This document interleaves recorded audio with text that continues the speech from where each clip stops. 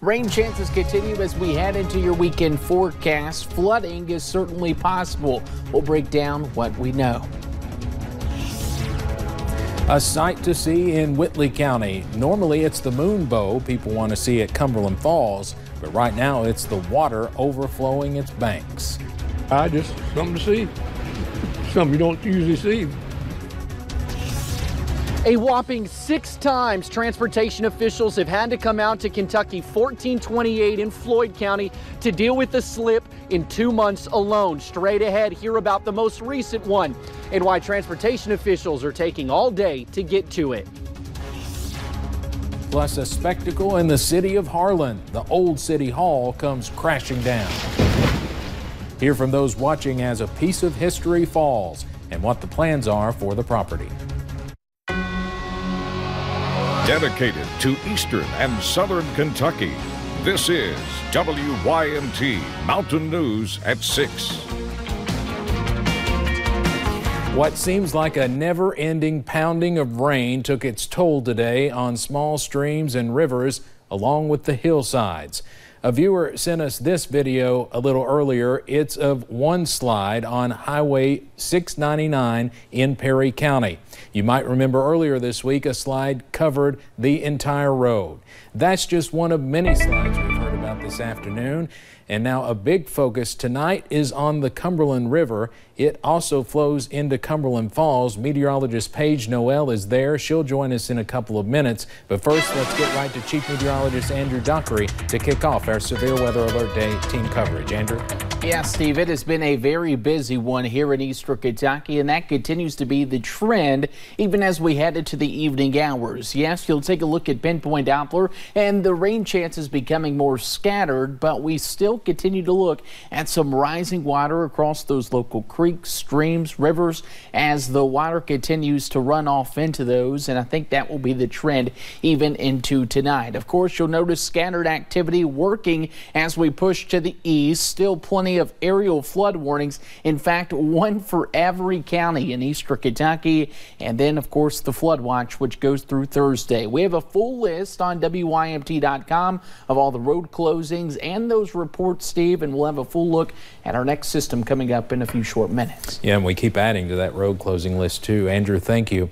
Well, officials blocked off parts of the Cumberland Falls State Park today. The water is beginning to overflow its banks. Earlier, we caught up with a couple out there just checking out the incredible sight. Meteorologist Paige Noel continues our team coverage from the falls near the Whitley-McCurry County line. Paige?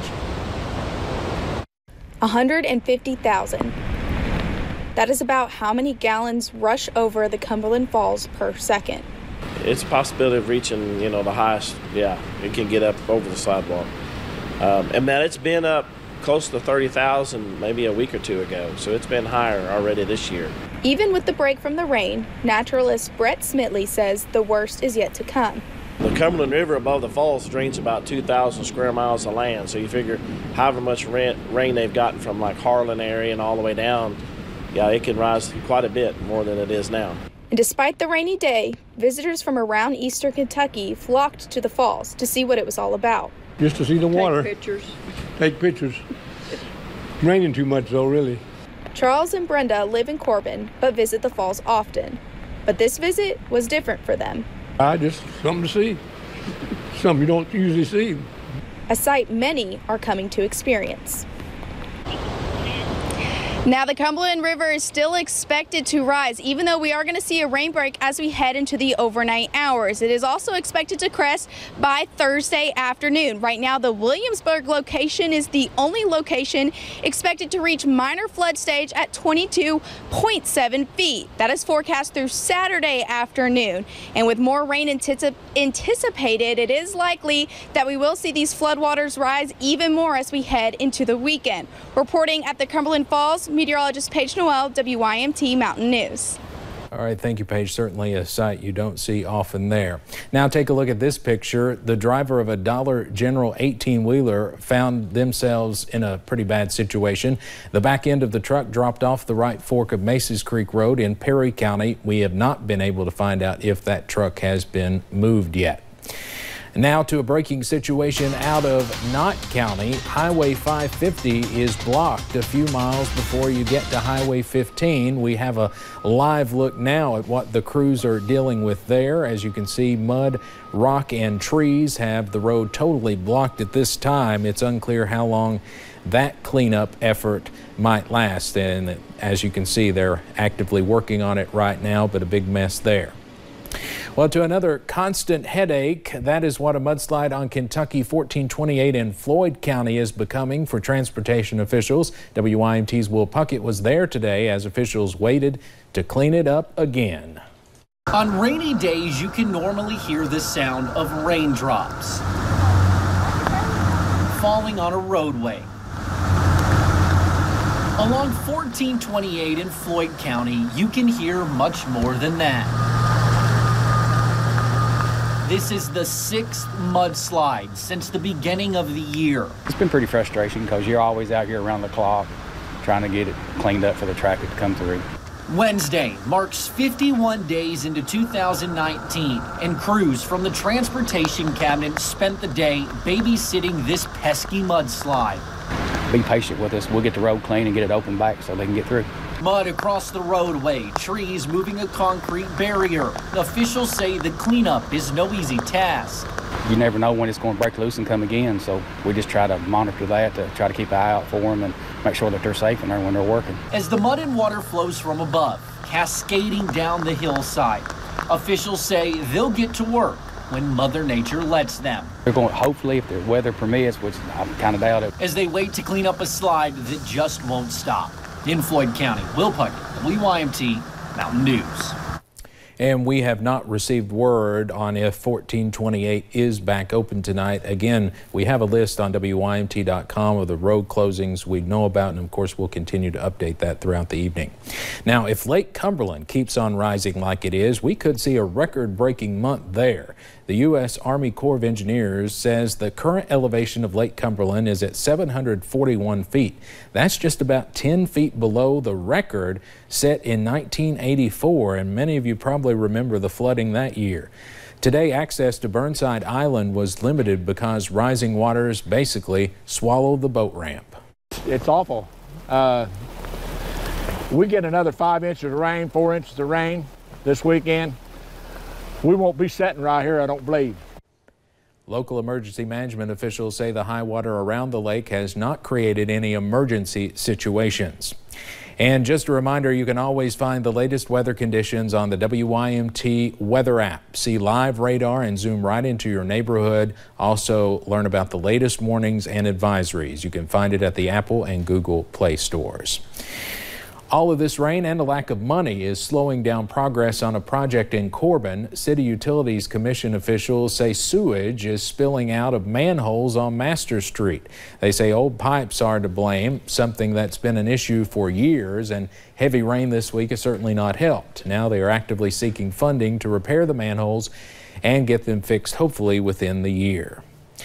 Several schools dismissed today because of the flooding threat. Others have closed the rest of the week because of sickness. The main threat to your kids right now appears to be the flu. WYMT's Taylor Upchurch talked to a pharmacist about the uptick in cases, and she's in the newsroom. Taylor? Staff at Jenkins High School say several students went home early on Friday to recover from an array of illnesses, particularly the flu. But when Monday rolled around, attendance did not get any better. In fact, it dropped to 80%. With 5 of 10 NTI days already used for winter weather, school officials closed for the rest of the week, hoping medicine and disinfecting services will keep them in session for the rest of the year. Boggs Pharmacy prepares for more visitors during flu season, but says this year seems worse than most. Over the last couple of days, we've gotten busier and seen more cases of the flu coming in. We have probably sold at least 10 Tamiflu prescriptions each day over the last few days. Pharmacists say it's never too late to get your flu shot, and though germs are hard to avoid, they say the vaccination could prevent sickness from spreading more in the coming months. Steve? All right, Taylor, thank you. Some of the other school districts closed the rest of the week include Pike and Floyd counties. For all of those school closings and a list of churches that have canceled services for tonight, just head over to WYMT.com or take a look at the bottom of your screen. Fake money now found in Letcher County. Boggs Pharmacy in Jenkins recently received a counterfeit $100 bill. Pharmacists discovered the fake money a couple of days ago. The bill looked real from the front, but when flipped to the back, Chinese symbols were found. To keep from being scammed, they scan each bill before putting it in the register. Owners say they heard reports of similar bills floating around and hope to warn other businesses to be on the lookout. To be vigilant about checking every single bill. And also individuals need to be aware of the money they're receiving, because the individual that gave this one to us may or may not have known they had it in their possession. If you come across fake money, call police or take it to a nearby bank where tellers can file a report. A very hot topic happening now in Floyd County. People filled a gym to hear Martin City officials lay out their plans to annex part of the county. It's a proposal that has many upset, and tonight the mayor left before taking any questions. WYMT's Justin Case is there live with more on this heated debate. Justin? Steve, now nearly 100 people are packing this little gym here behind me, and when I walked inside, there were only about 10 chairs set up, so a majority of those people were standing while waiting for city officials to come in. So eventually the mayor did come in, and what essentially happened is he read this proposal from the agenda word for word. As soon as it was done being read, he walked out of the building, and people were yelling at him, trying to get any answers at all, any information about this annexation proposal, and he didn't respond to one single question, just walked out of the building, and that was that. Now, we did talk with the mayor as soon as we walked into the building, and essentially he refused to answer any questions at all, had a few choice words for us off camera, something we can't repeat on the air, but he essentially called a story we did about 9 days ago a false story, a story that we did with another city council member, and he called that information false. He actually walked up to that city council member and told him to tell me that he was lying during that interview. So a lot of hot topics. It's of course a hot topic here tonight, but a lot of discussion is still happening, and essentially all the people that are inside are asking the remaining city council members for any information about the annexation proposal, and so far they don't have any answers. They say they're going to take down those questions and try to address them at the second reading, which of course we don't even have a date yet for that as well. Some of the crowd members asked some of the city officials for the next date of that second reading, and they just don't have an answer for that. So we'll continue covering the story. We're going to have a lot more on this tonight at 11. Steve? All right, Justin, thank you. Well, right now, lawmakers are trying to read through a long pension reform bill. It was filed just a few hours ago. This time, it focuses on teachers' pensions. Today was the deadline to file any new bills in this session. Hillary Thornton breaks down the measure.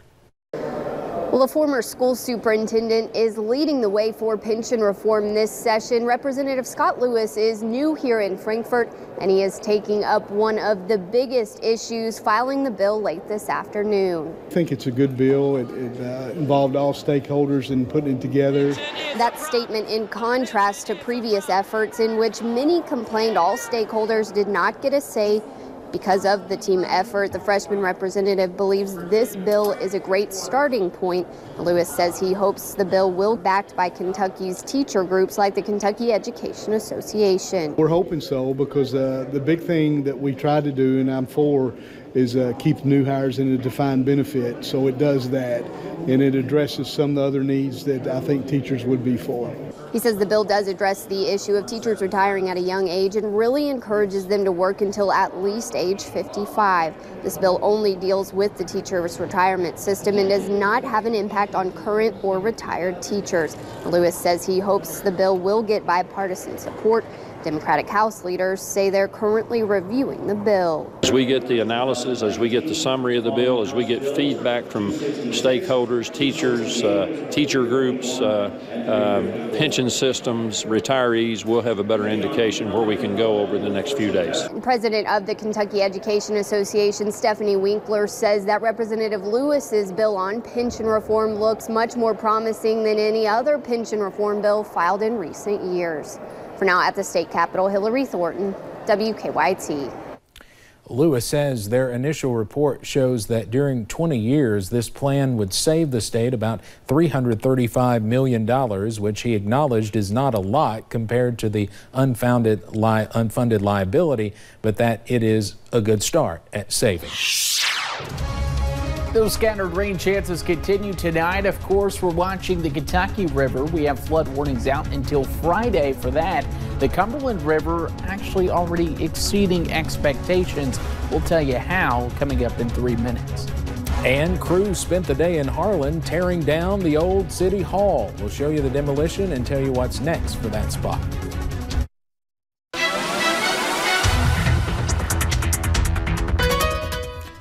And while it seems to many of us that it really hasn't stopped raining in weeks, the breaks we've received this week have saved us from having catastrophic flooding, probably. Yeah, you remember last week we talked briefly how there was a break that saved us, and hopefully this break the next 24 hours can be that. I will say the Cumberland River just coming in, it is a foot higher now in Williamsburg than what was forecast, and it's because of the heavy rain.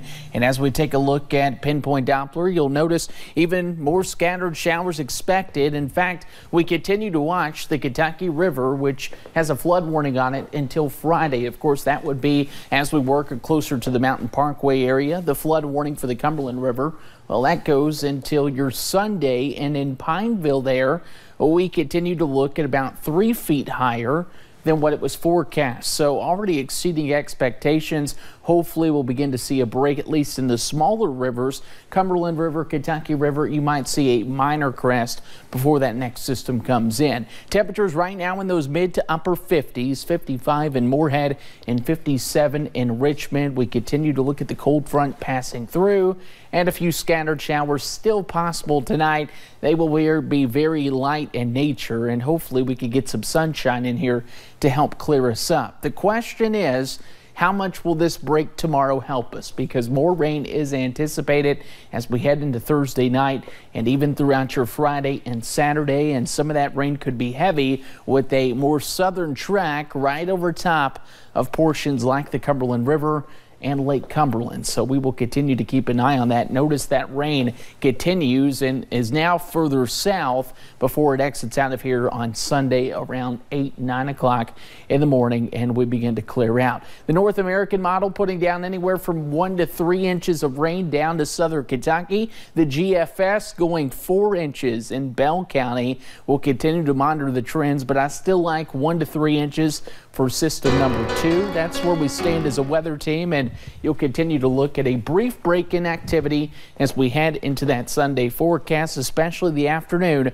Hopefully no major problems, but of course Steve will continue to keep people updated on the WYMT weather app, Facebook, Twitter, and WYMT.com. We're looking forward to some dry weather next week. Andrew, thank you.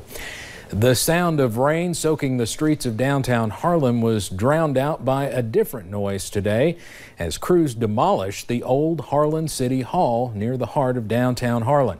The building's been around for decades, but city workers believe tearing it down could mean some new things for downtown. WYMT's Connor James was there as folks looked on as brick by brick the building fell. It's drawn the attention of many. We've actually kind of been during our breaks, we'll come and we'll watch the crews take down some of the walls. The old Harlan City Hall is no more. The building itself was a little bit structurally unsound. It's a very old building. It's got a lot of history to it. Harlan police were the last to occupy it, but officials have some plans for the area. We believe that it'll open up the entrance to the city and make it a little bit more attractive to see downtown. Brandon Pennington says it'll help showcase the Harlan Center, a prominent building downtown. Others who watched were a little emotional to see it go. Actually, it's sad. I mean, if they have to tear it down and use it for anything, use it for something good. And many others wonder what will be next. Yeah, it's going to be really missed. And I say everybody in Harlan's going to be thinking what they're going to put there next. Possible extra parking, more area for the Polk Salad Festival, maybe a small park. Those are all options. We've got some plans for the space in the future. We're just not sure what we're going to do with it yet. Nothing's put in stone yet. As it's out with the old and in with the new. But again, there's nothing set in stone quite yet. Whatever that new might be. In Harlan County, Connor James, WYMT Mountain News. South Main Street is blocked off right now as crews remove debris and tear down the remainder of the building. Coming up in sports, we will name this week's Player of the Week. But first, the Kentucky basketball team came home with a win over Missouri last night. We'll have more on that next.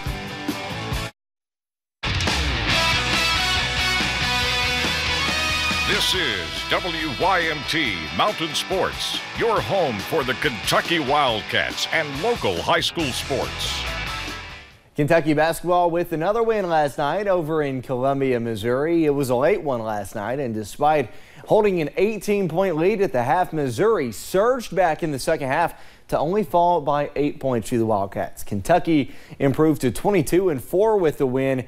Missouri fell to 12-13, and even though the record for the Tigers isn't the best, John Calipari says he's just happy to get the win. Let me tell you again, I told the team at halftime, look, they're going to be playing with house money. They're going to make some shots, and they're going to make 2 or 3 runs that you just understand that's what's going to happen. You know, and so this is, for us, this is a big-time win. It's a road win. In this league, you win on the road in this league, you got something done. The victory was also a big one for John Calipari, as Coach Cal is now tied for the second most wins in Kentucky basketball history with Coach Joe B. Hall. It took Joe B. 397 games to achieve the 297 win mark, while it has only taken Cal 365.